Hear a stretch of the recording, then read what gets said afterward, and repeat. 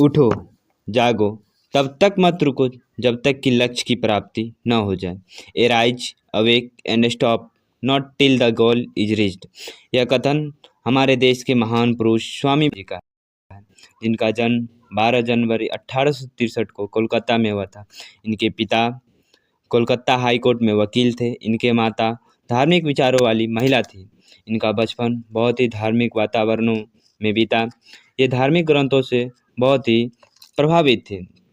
इनके जन्म दिवस व राष्ट्रीय युवा दिवस पर हम इनके कुछ जीवनी के बारे में जानेंगे और वह अविस्मरणीय कहानी जिन्होंने जो कि शिकागो में इन्होंने भाषण दिया था और लोगों को कैसे मोहित कर लिया था और इंडिया का कैसे मान सम्मान बढ़ाए थे, उनके बारे में भी जानेंगे। तो चलिए जानते हैं। यह बचपन में हर बच्चे की तरह यह भी बहुत शरारती थे। यह गुरुओं को दक्षिणा के रूप में सभी कुछ दे देते थे। माता पिता न होने के कारण यह सभी सामान उठाकर दे देते थे, जिन शरारती के वजह से इन्हें बहुत दंड मिलता था और इन्हें इनके माता पिता कमरा में भी बंद कर दिया करते थे। इनके हॉबीज़ की बात किया जाए तो यह बहुत ही म्यूजिक में बहुत शौक़ रखते थे। ये बहुत सारे गेम्स भी खेलते थे। ये सितार व तबला भी बजाते थे। ये शतरंज के बहुत अच्छे खिलाड़ी थे। जब हम इनकी शिक्षा की बात करें तो यह प्रेसिडेंसी कॉलेज और विद्यासागर कॉलेज से शिक्षा ग्रहण की है। यह ऑक्सफोर्ड यूनिवर्सिटी में भी जाना चाहते थे, लेकिन इनके पिता की मृत्यु और अन्य कारणों के वजह से यह नहीं जा सके। इतना ही नहीं, यह बहुत खाने पीने में भी बहुत ज़्यादा दिलचस्पी रखते थे, जिसके कारण इन्होंने एक फ्रेंच कुकिंग पुस्तक घर उठा लाए थे। एक बार इनके चचेरे भाई कहा कि चलो दक्षिणेश्वर मंदिर चलते हैं, वहाँ पर गुरु रामकृष्ण परमहंस आने वाले सभी व्यक्तियों को रसगुल्ला खिलाते हैं। 1881 में पहली बार इनकी मुलाकात गुरु रामकृष्ण परमहंस से होता है। ऐसा नहीं था कि इन्होंने पहली बार में ही गुरु रामकृष्ण को अपनी गुरु बना लिया था। यह 25 साल की उम्र में संन्यास जीवन ले लिया। बहुत कम उम्र में इन्होंने भारत को ख्याति दिलाई और बहुत ही कम उम्र में इन्होंने संन्यास जीवन धारण किया और बहुत कम उम्र में ही इन्होंने चल बसे। ये हम युवाओं के लिए आज भी बहुत ही बड़े प्रेरणा स्रोत और आदर्श हैं।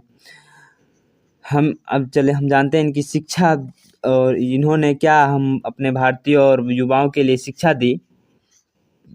भारत की युवाओं के लिए शिक्षा दी। 1886 को रामकृष्ण परमहंस का देहांत हो जाता है, जो कि इनके गुरु थे।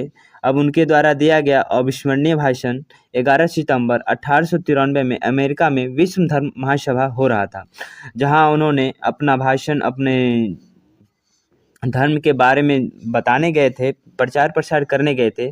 उन्होंने अपना लाइन कुछ इस प्रकार शुरू किया, brothers and sisters of my America, मेरे अमेरिकी भाई और बहनों।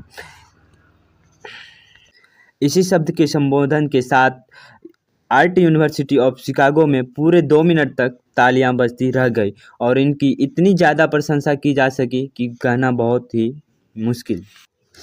इनके व्यवहार से मोहित होकर एक महिला ने उनसे कहा कि मैं आपसे विवाह करना चाहता हूँ।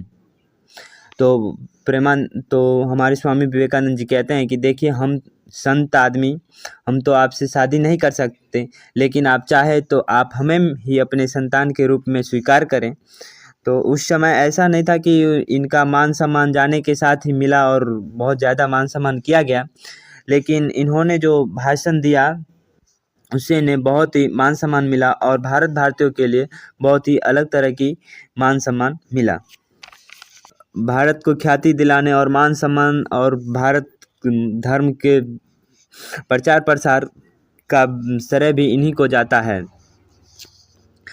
वहाँ के एक व्यक्ति ने इनका पहनावा को देखकर हास्य उड़ाया, मजाक बनाया, कहा कि आप भी हमारे ड्रेस पहन लो, यह बहुत ही अच्छे हैं, इसमें आप भी बहुत सभ्य लगोगे। तो इन्होंने कहा कि हो सकता है आपको कोई दर्जी या आपका कोई ड्रेस आपको सभ्य बनाता हो, लेकिन हमें हमारी संस्कृति और हमारा संस्कार ही हमें सभ्य बनाती है। ऐसे ही बहुत बड़ी कहानियाँ हैं हमारे महान गुरु स्वामी विवेकानंद जी के बारे में। रविन्द्रनाथ टैगोर जी भी कहते हैं कि यदि भारत के बारे में जानना हो तो स्वामी विवेकानंद जी को पढ़ो। इन्हीं सब कारणों से हम युवा पीढ़ियों के लिए बहुत ही बड़े प्रेरणा स्रोत बन गए स्वामी विवेकानंद जी। इन्होंने स्त्रियों की शिक्षा को भी बहुत ज़्यादा बढ़ावा दिया। 1857 में कोलकाता में इन्होंने अपने गुरु के याद में रामकृष्ण मिशन की भी स्थापना की। ठीक एक साल बाद 1858 में बेलूर मठ रामकृष्ण मठ की भी स्थापना की। 4 जुलाई 1902 का इनका देहांत हो जाता है और 1984 में भारत सरकार ने इनके जन्म दिवस को राष्ट्रीय युवा दिवस मनाने की घोषणा की। 1985 से हम सभी स्वामी विवेकानंद जी को जयंती को राष्ट्रीय युवा दिवस के रूप में मनाते हैं।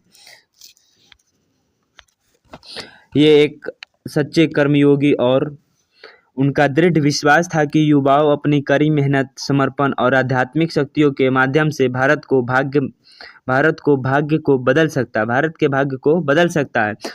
उनका कहना था कि अनुभव ही आपका सर्वोत्तम शिक्षक है, जब तक जीवन है सीखते रहो। इस तरह संदेशों के माध्यम से उन्होंने युवाओं में बुनियादी मूल्यों को स्थापित किया। वो कहते हैं कि हमें ऐसी शिक्षा चाहिए जिससे चरित्र का निर्माण हो, मन की शक्ति बढ़े, बुद्धि का विकास हो और मनुष्य